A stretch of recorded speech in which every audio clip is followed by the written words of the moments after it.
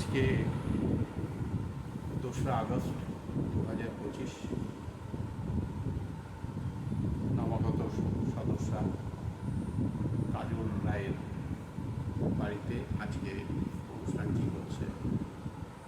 অনেকেই আসতে পারেননি, কারণ বৃষ্টি আমাদের পেছন ছাড়ছে না। তা যাই হোক, এখন আজকের যে আলোচনা সেটা মূলত যে আমরা প্রত্যেক দিন প্রতিটা মানুষের দেখবেন যে কিছু সমস্যা আছে, কিছু সমস্যা আছে নিজেরাই সমাধান করে নিতে পারে। আবার কিছু সমস্যা থেকে যায় যেগুলো নিজেরা সমাধান করতে পারে না। তাই তো দেখবেন বেশ কিছু সমস্যা আছে নিজেদের যে অভিজ্ঞতা, জ্ঞান আছে, প্রজ্ঞা আছে, বুদ্ধি আছে, সেগুলো দিয়ে আপনি ম্যানেজ করতে পারবেন।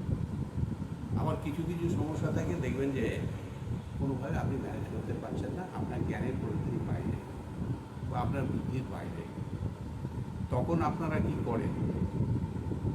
করেন যে কোনো জ্ঞানবান পণ্ডিত ব্যক্তি বা কোনো বুদ্ধিমান ব্যক্তির স্মরণ করবেন যে এইটা আমি চাইছি, এই ব্যাপারে একটু আমরা সহযোগিতা চাইছি। সহযোগিতা আমরা জানি যে দুভাবেই পাওয়া যায়, বিনা পয়সায় পাওয়া যায় সহযোগিতা, সাজেশন, আবার পয়সা দিয়ে হয়।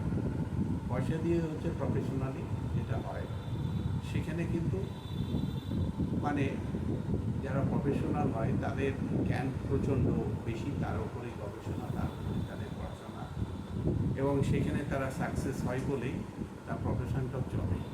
তাই তো মানে তিনি সাকসেসফুল বলে আমি তার কাছে বেশি জানি যে ইনি পয়সা নিয়ে করেন এবং প্রচুর লোক যায় এবং এই গিয়ে উপকৃত হলো, আপনি তাই তার কাছে যান এবং পয়সাও দেন। এরকম দেখবেন অনেক ডাক্তার আছে 2 টাকায় দেখে, অনেক ডাক্তার আছে বিনা পয়সায় দেখে, অনেক ডাক্তার আছে আবার উইথ ওষুধ দিয়ে দেয়, আবার অনেক ডাক্তার আছে ফিস লাগে, অনেক ডাক্তার আছে 500 টাকা, অনেক ডাক্তার আছে 5000 টাকা, 2000 টাকা ফিস। এগুলো হয় কেন?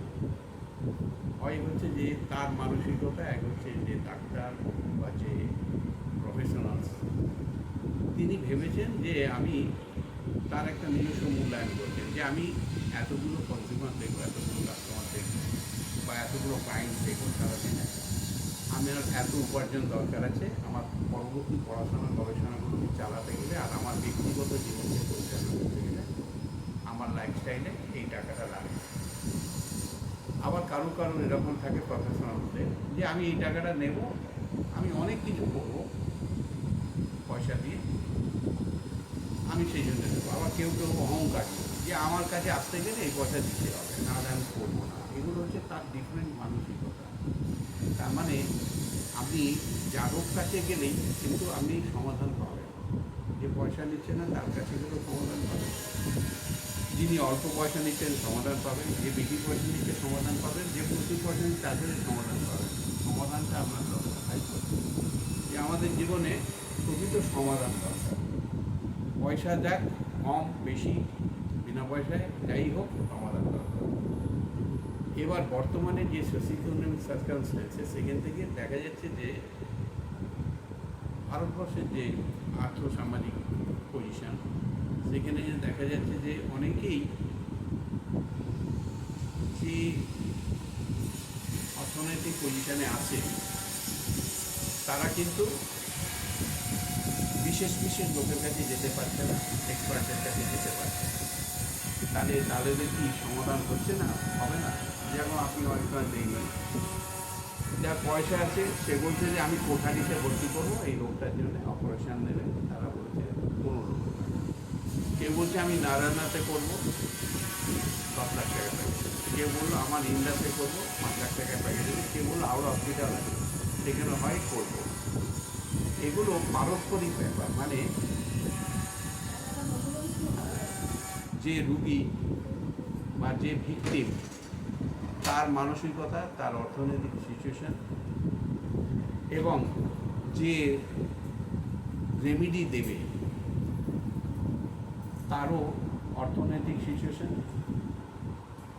এবং তার মানসিকতা এর উপর নির্ভর করে। এক হচ্ছে মানসিকতা।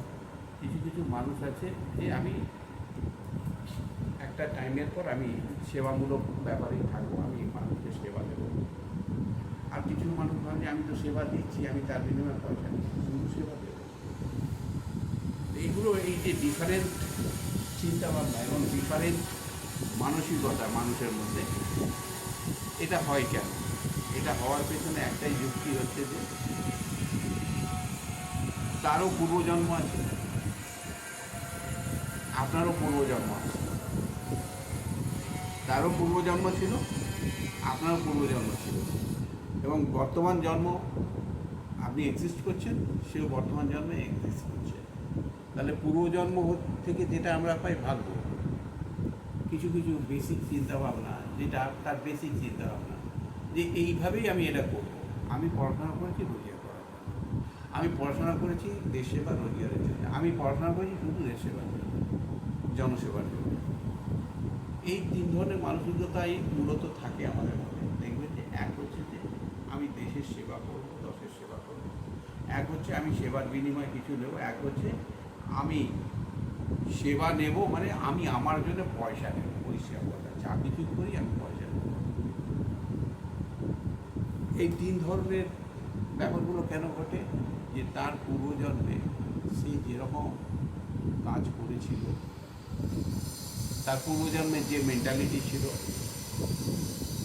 তার যেটাকে বলি আমরা পারক্য, মানে বা আমরা এক কথায় কী বলি যে এটা আমাদের কর্মার এফেক্ট। মানে তার পূর্বজন্মে যে কর্ম ছিল সেই কর্মের একটা এফেক্ট এই জীবনে প্রতীয়মান হয়। এবং এই জীবনেও আমরা অনেক কিছু ঘটনা